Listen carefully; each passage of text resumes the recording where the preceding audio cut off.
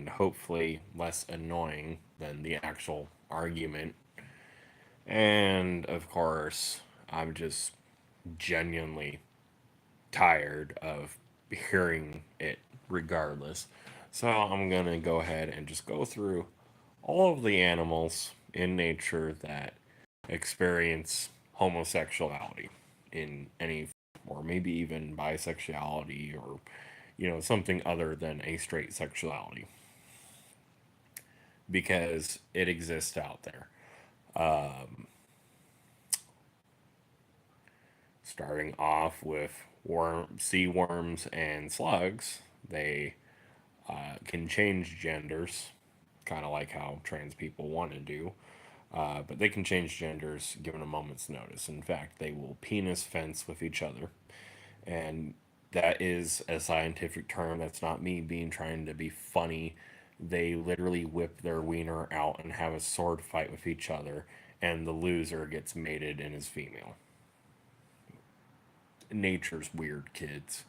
That's how it is. That's how it was. That's how it will be. Nature will be extremely insane. If you think that's insane, you should see what a koala does to their own mother so that they can gain the bacteria that they need to actually digest their food. Koala bears would be extinct if it wasn't for humans. It's not the fact that the trees are going extinct. We just kind of accelerate the process. They seem cute until you realize that they're eating their mother's forbidden fudge to, of course, gain this bacteria so they can break down eucalyptus. But eucalyptus trees are also going extinct. Let's look at eucalyptus trees. Where do they grow well? Well, they don't grow well in Australia, which is where koala bears are. But they grow well in California, which have you seen koala bears out here? No. Would they survive out here? No. They would get mauled by coyotes. They would get mauled by bears. They would get mauled by any number of things. Heck, they would probably get swiped out of a tree by a raccoon and eaten. They really don't have any good defenses. They're just not very good at any of those things. Okay. That's how weird nature is. Now, that being said, moving on from the fencing roundworms and the other hermaphrodites of nature, and yes, I just butchered that word. Yeah, I can spell it, by the way. I just want you to know that I can spell it, but apparently I can't pronounce it, or maybe I'm just too tired to. Another example of something kinda gay, or maybe kinda bisexual. I don't know. I'm bisexual myself, actually. But bears will fight over a mate. So, two male bears will fight over a female. And when one of the bears loses, the losing male will basically assume the position. The other bear basically becomes the booty warrior from the Boondocks. That's how that one goes. So he ends up mating with the male bear that challenged him, and then he ends up mating with the female. That's how that one is. That's commonplace. That's just how bears are. That's their mating rituals whenever there's competition. If there's no competition, then it doesn't occur. If there's competition, it always occurs. So, you know, that's a little gay, I guess. If you can even call it that. That's just nature for you. Another example, because this really is so interesting. This is really fascinating. My mind is blown telling you these facts. I'm sure your mind is blowing. I'm sure you're not bored watching this right now. But another example, of course, is lions. Now, there is a bit of political unrest regarding the people who watch the tribes of lions and, the zoos and other things. It's argued that it's more common in zoos, and that much is true. It is much more prevalent in zoos, but it does actually exist in nature. And there's two different examples. One example is a pair of gay lions that a frustrated Congo man, who, by the way, I just want to point out, this is the same government official who's a child rapist and a murderer because, government corruption. He blames liberal Westerners for coming over and showing the lions how to be gay. Most ridiculous argument because these people can't even get in within 300 feet of these two gay lions without being mauled to death. Okay, that's example number one. Example number two is an entire tribe of gay lions, and in this case, they're actually the largest tribe currently, and it's a tribe of 8 lions. I want to explain how lions work and how their prides work. So, lions will have their pride. There's the dominant male, and then there's the children, and there's the lionesses. Lionesses, they basically cook dinner and fetch dinner. They do the hunting. It's nature's way of saying a woman's place in the kitchen, I guess. I don't know. I really don't care. Not really fascinating. But what happens is the male lion, the female lions are allowed to leave and go wherever, and they do visit their children, and they do sometimes visit other prides, and they do have cat fights with other women of other prides. So that's how the lionesses are, but they're free to come and go as they please. But the male lions, they stay with the pride. And when the male cubs are old enough, tough luck, you're kicked out in the wilderness. You can either fight and win and you become the new alpha male of the pride, or you basically get kicked out. Uh, you know, at which point you're kind of running around the wilderness on your own.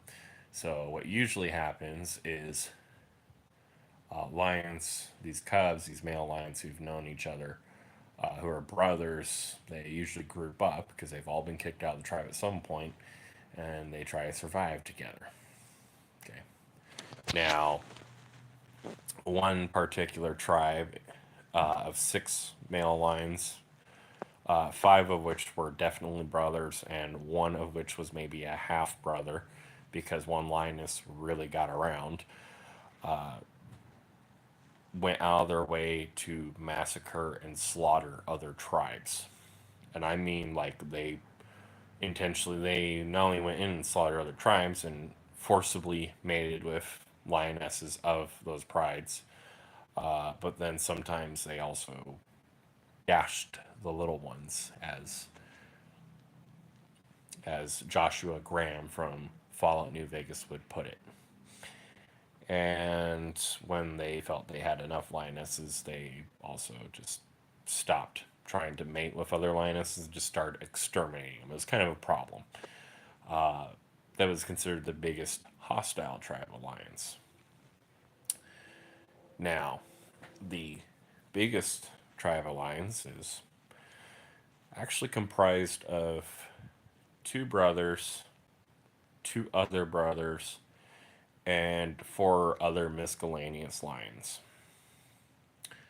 Now, most prides are typically anywhere in the range of 2, maybe 3 lions, maybe 4 at most.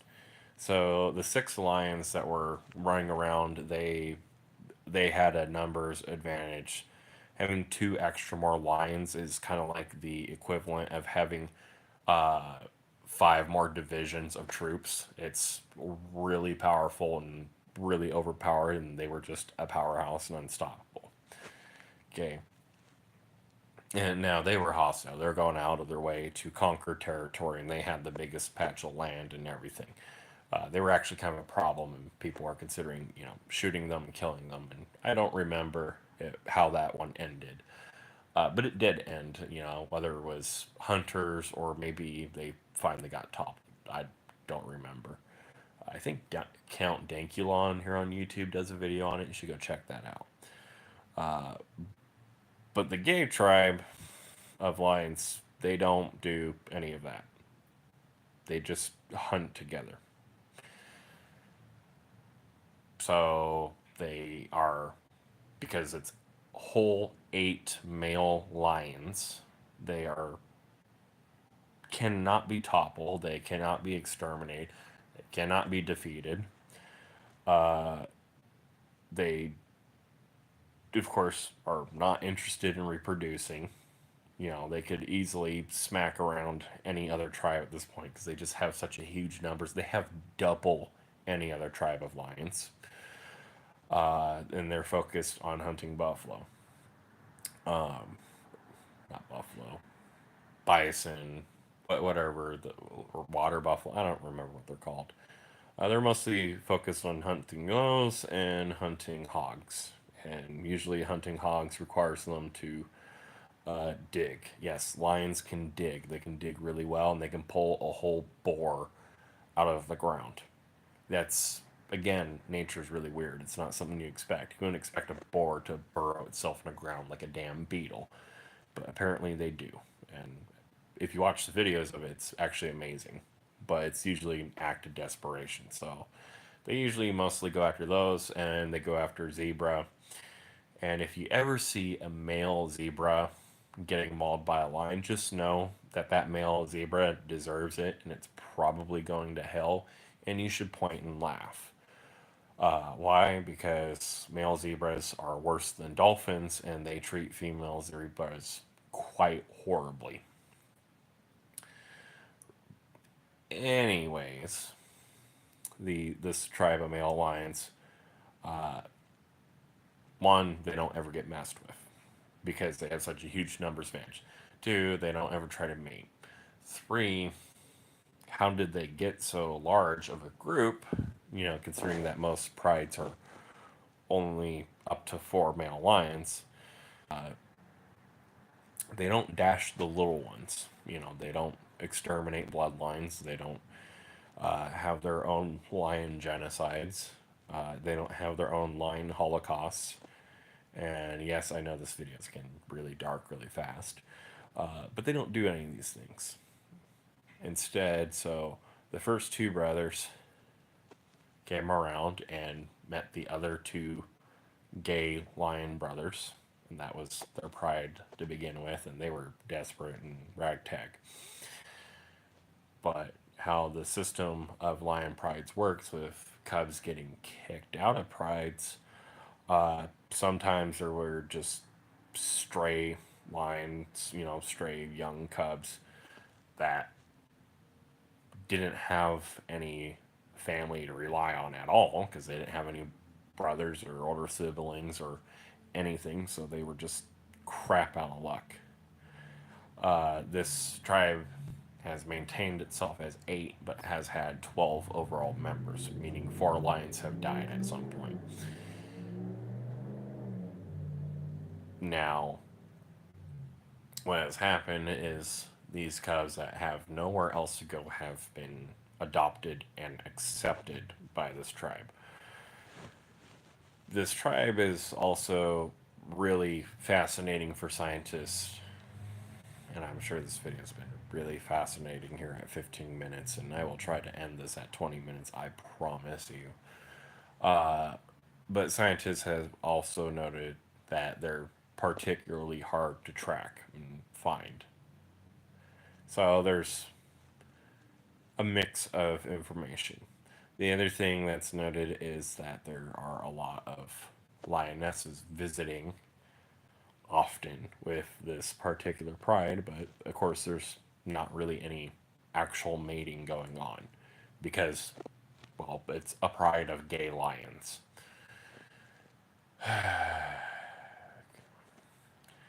It was interesting back when I read about it. It was interesting when I was a teenager. That was the last time it was interesting. Now, moving on, we gotta talk about, of course, the gay penguins. So, if you haven't seen March of Penguins, go watch it and then come back. And I'll just wait a couple seconds here.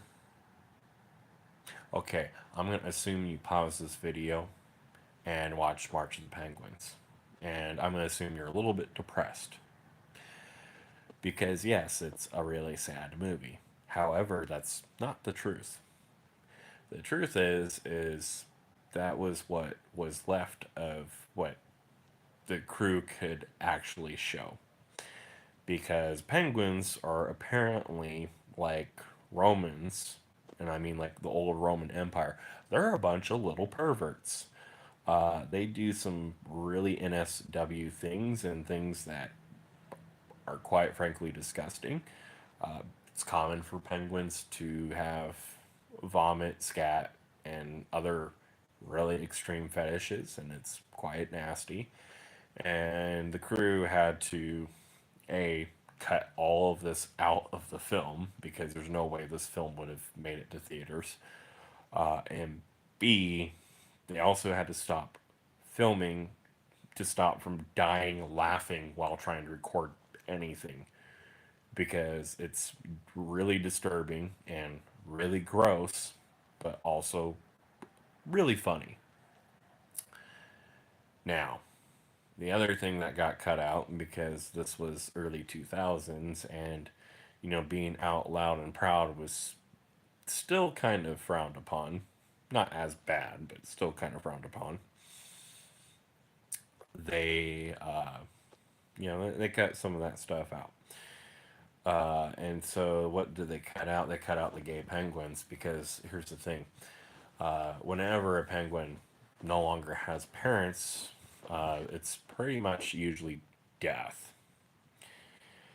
Well, gay penguins, of course, can't reproduce, but penguins have a natural affinity and desire to have a child.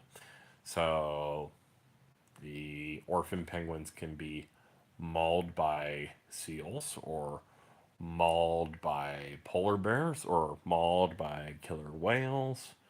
And by the way, killer whales are an apex predator. I just want to stop and let you understand just how good killer whales are, how good Shamu is as a homicidal warship beast, a dragon of the sea. Killer whales are predators of seals, they're predators of penguins, they're predators of polar bears, they are predators of moose because moose can dive up to 20 feet in the water apparently, and it's something that happens. And on a regular basis, it happens too, by the way. But killer whales are so damn fearsome that sharks, if they even think a killer whale is nearby, they will nope the fuck out of the situation. The scientists have watched a shark that thought a killer whale was nearby, and this shark went all the way around the world. Now, was a killer whale all nearby? A killer whale was 15 miles away. That's how close it got to the shark. 15 whole ass miles away. And the shark just kind of knew. So the shark went all the way from Florida, past Egypt, past Asia, past all these, and ended up in the Gulf of New Mexico. It didn't go the other way around. It went all the way around the world, the long way around, to get away from a killer whale. That was a whole 15 miles away. I don't know if you've ever walked 1 mile in your life. I've walked 30 miles, and that's kind of a lot. That's a lot more distance than you think it is, you know. But 15 miles, you can't even see anything at 15 miles. Okay? You can't even see anything at 10 miles away. Especially in the deep blue. And the shark traveled that far. Anyways, so the penguin's lifespan without parents is not looking very good, especially because of these really ultra badass creatures called killer whales. They are an apex predator. There is absolutely nothing that can exterminate them, and humans have exterminated, almost damn near exterminated, every other whale except killer whales. Killer whales are smart. There's instances of them intentionally toppling boats. There's a reason why even the Japanese don't try to hunt them. So, the other thing killer whales do is, they're so badass that they drown other whales by, crazy methods, but they destroy whole entire land masses. Yes, they will group up and sink islands. If it's a small enough island that's floating in the water, they can sink it. That includes icebergs. Realistically, the only way these small orphan penguins can survive is with parents to guide them away from killer whales. Penguins also, despite being well acclimated to the cold, they can't survive without body heat. They need the body heat of the older parents until they get their adult coat. Finding food is extremely difficult for parents. And then the other threat for penguins is, well, penguins.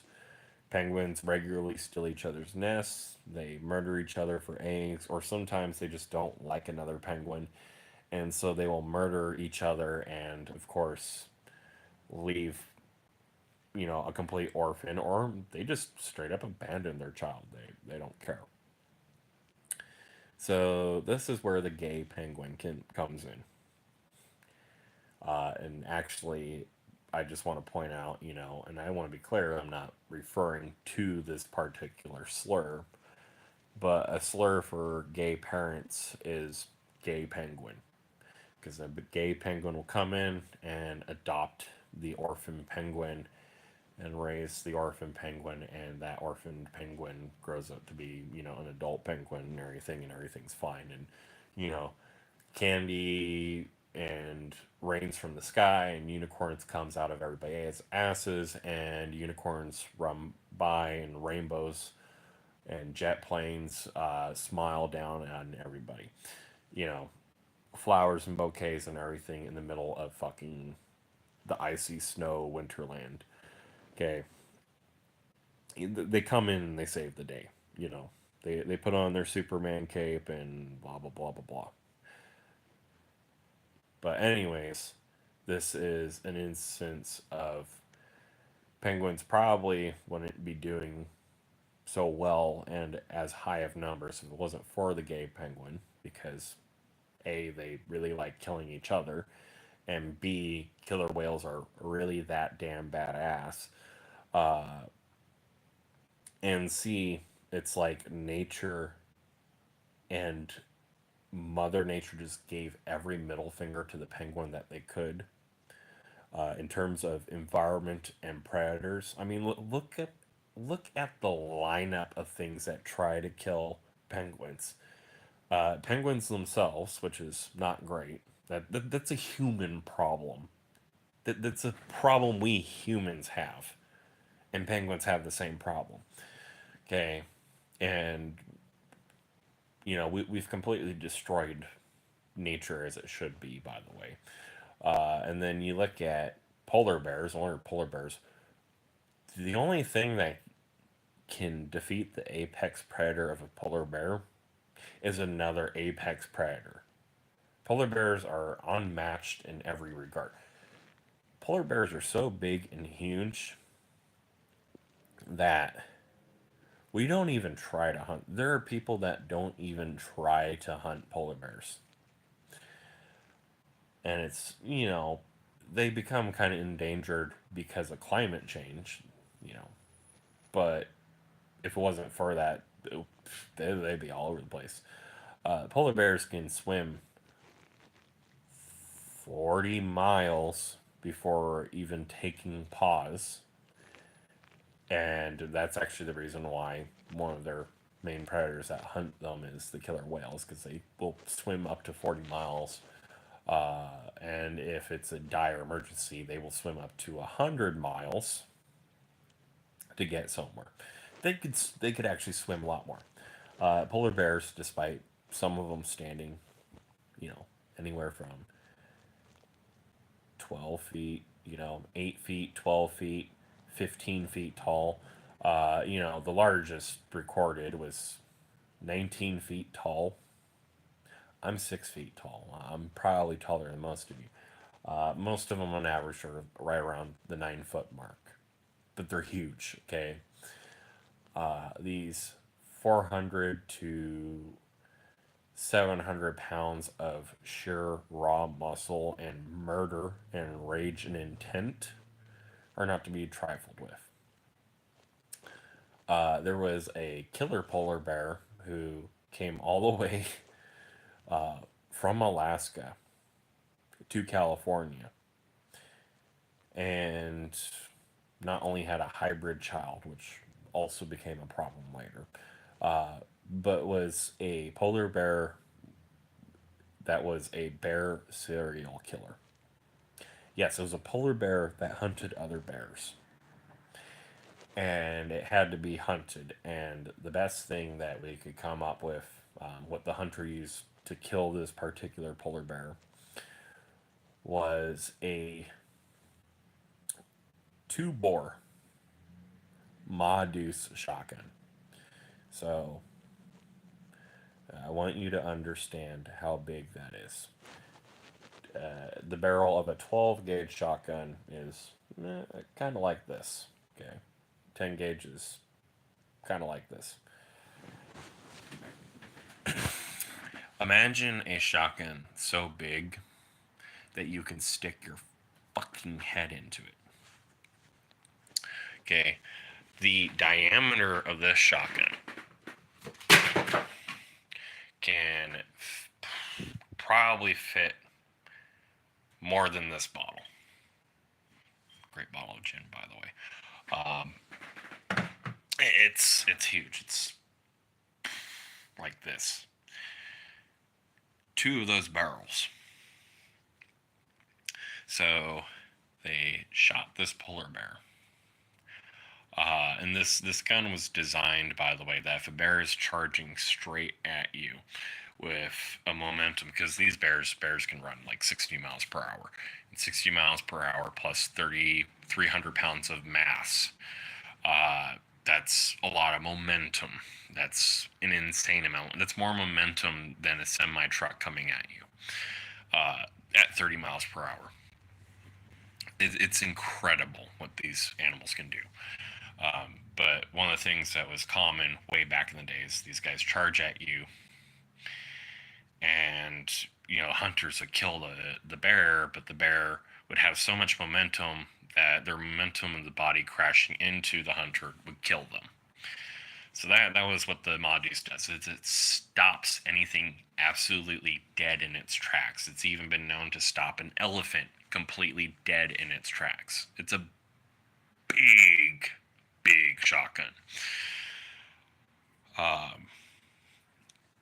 If you have a friend who can bench 300 pounds, okay, I can tell you right now that your friend cannot fire both triggers out of this shotgun and still hold it. It is meant to be mounted firmly into the ground. But how this hunter managed to kill this particular polar bear was with 4 of these, because it was like insane. So 4 guns that can not only stop a bear dead in its tracks, but can actually stop a whole elephant dead in its tracks. He fired 1 into this bear, pulled both triggers. Bear doesn't die. Starts charging. Fires 2. This gun is meant to stop anything and everything, even an elephant, even a tiger, even a bear, even a polar bear. Fires 2, so that's 3 guns now. Okay.